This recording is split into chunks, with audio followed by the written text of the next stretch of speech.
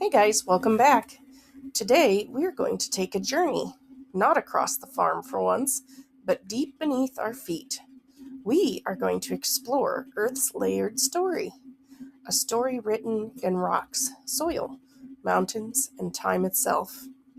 Everything around us, every hill, every field, every single handful of soil, has a story to tell. And today we're going to learn how to read it. For those of you who don't know me, my name is Miss Bree. I'm an educator, a farmer, an illustrator, a singer, and of course a proud grammar nerd. Welcome to the Farm School. So what is geology? Well, geology is the science and study of the earth. It's the study of rocks, minerals, landforms, and even Earth's long history. Geologists are kind of like detectives, right? They study clues that are hidden in rocks and layers to understand how Earth formed, how it changes, and what happened millions, even billions of years ago. It's pretty amazing that they can tell that. So, Earth's layers, right? Earth is made up of a bunch of layers. It's a bit like an onion or a piece of pie, sort of, it's a bit like cheesecake or something. There's a lot going on. So Earth isn't just one solid piece, right? It's made up of several layers. Now there are four main layers, and then each of those layers generally have a few layers within them, but we're not going to worry about that right now. So the four main layers is number one, the crust, which is where we live, which is that blue outer shell on the drawing there. Then you have the mantle, which is hot moving rock, right? So that's like lava essentially, okay? So like when a volcano erupts, that's the mantle is what's coming out of the volcano. Does that make sense? Then underneath that, you have the outer core, which is full of liquid metal, right? It's very, very hot and it's melted. And then you have the inner core, which is so hot that it is so solid and extremely hot iron, right? Each layer has a different job, and together they make our planet work. Every single layer has different temperatures, different materials, and even different roles in how the Earth operates. So let's talk about the crust, number one. That's where we live, right? So the crust is Earth's outer layer, and it's where all life exists. And it may feel really big to us, but compared to the rest of Earth, it's actually very, very thin. It's kind of like a chocolate shell on top of a dessert, It's very, very thin. This is where plants grow, animals live, and farms like ours thrive.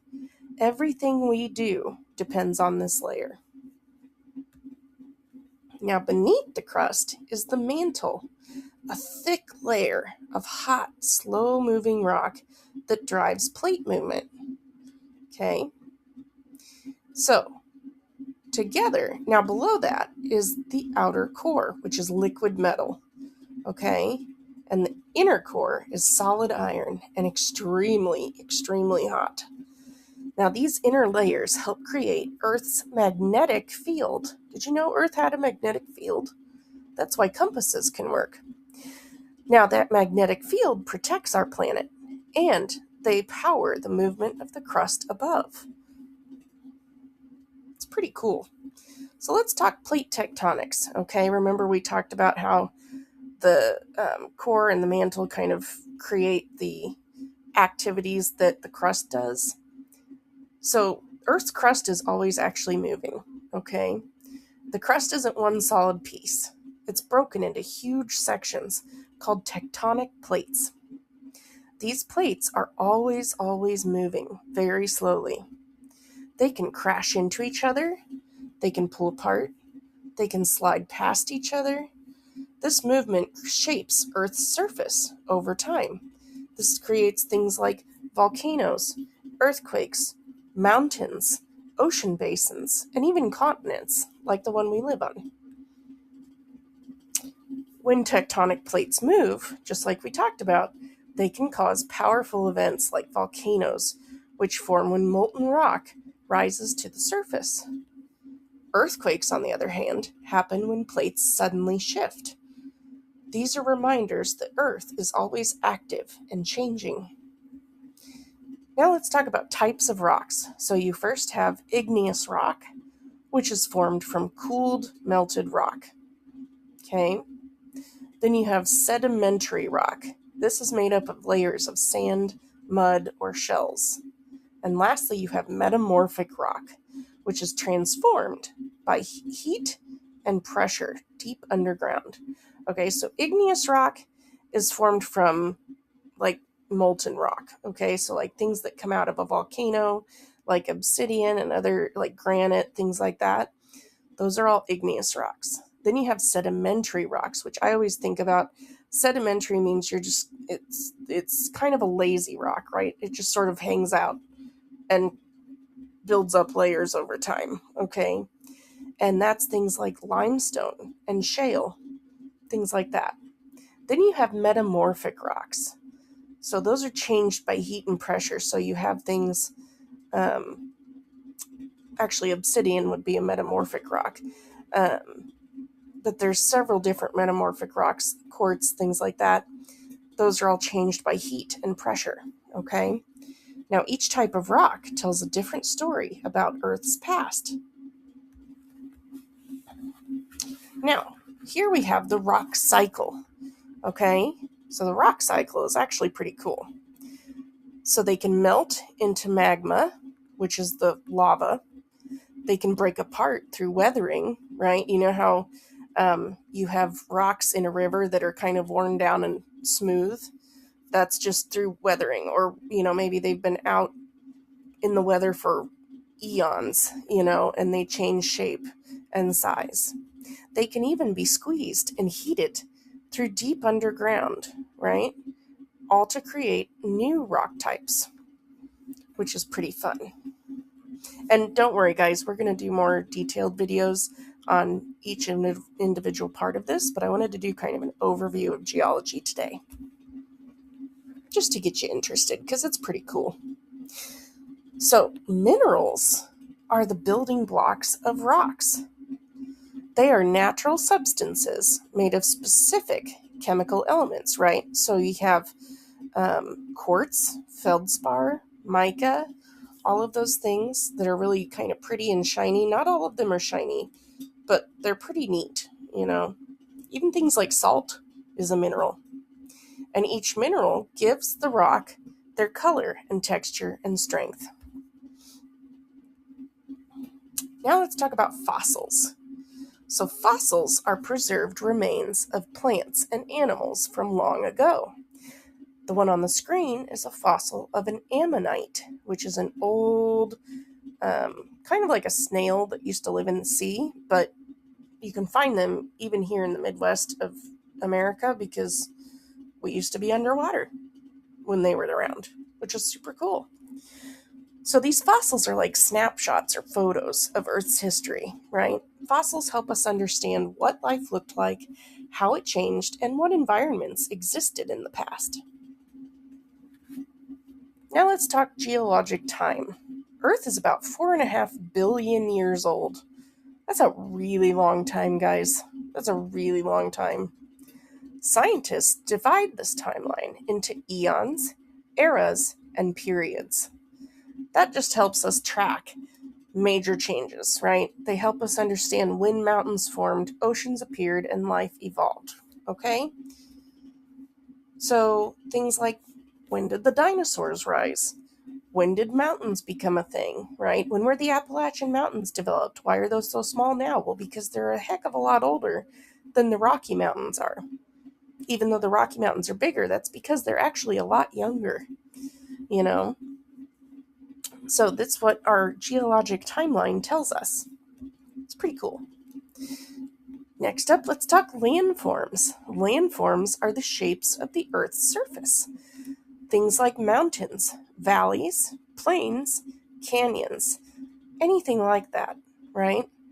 These landforms are shaped super slowly over time by erosion, weathering, plate tectonics, everything, okay? So like the Grand Canyon is a big landform, okay? The plains of Colorado is a landform. Even though it seems very flat, that is still part of land, which is pretty cool, Now, weathering and erosion is two different things, but they kind of are generally lumped together. Weathering breaks rocks into smaller pieces. Okay, it's kind of like a little teeny tiny hammer with raindrops and all sorts of different things that just kind of beat the rock up over time.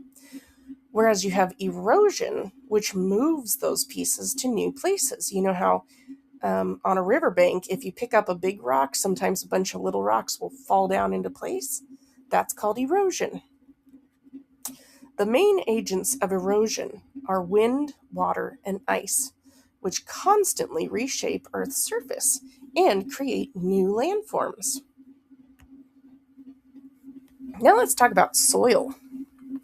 Soil forms when rocks break down and mix with organic material. This process takes thousands and thousands of years. Soil is essential because it supports all of our plants, our ecosystem, and agriculture. Without soil, we wouldn't be able to grow food. It's essential for sustaining life. Now, geology plays a huge role on the farm, which you wouldn't think, but it really does, because the type of soil on a farm affects how well plants will grow, how the water is retained, and what nutrients are available. For example, where I'm at in Missouri, we have very, very heavy clay soil. Like you can actually, if you take the soil out of a yard, generally, most of the places, if you get it deep enough, you pull it out, you can actually clean the clay and sift it out and actually throw a plate from the clay because there's so much clay in our soil.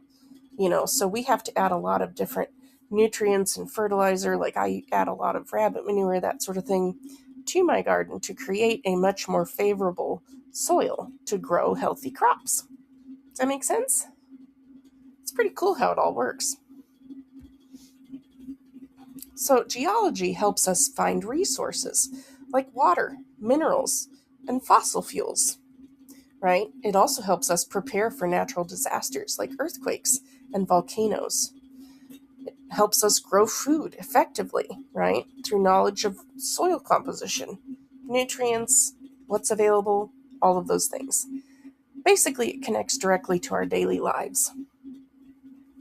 So, think like a geologist, okay? So, when you're out and around, geologists observe and question and investigate. You can absolutely do the same. Look around you when you're on a walk. Notice different rocks. Study the soil and observe land. Ask questions because every part of Earth has a story, and it's usually a really, really cool one. Now it's your turn. So, if you can, see if you can go snag a couple of different rock chunks from different places in your area, bring them home, or even just study them there, actually, would be better. Study them at the place you have them, and ask questions, make a drawing of it. Write down what you notice. Does it have color changes? Does it have different things? Does it have stripes? Does it have speckles? Does it look weird? Is it a wonky shape? All sorts of things, And then go home and research it. Learning happens when you explore. So, basically, as an overview, geology helps us understand Earth's structure and its history and how it changes. Every rock, every layer, every grain of soil has a story. So next time you pick up a rock, remember that you are holding a piece of Earth's history, and that rock in your hand might well be over millions and millions of years old. Okay? And now you know how to begin reading it. Isn't that cool? So thank you guys for exploring Earth's story with me today. And I hope you enjoyed the video, and I will see you in the next one. Thanks, guys.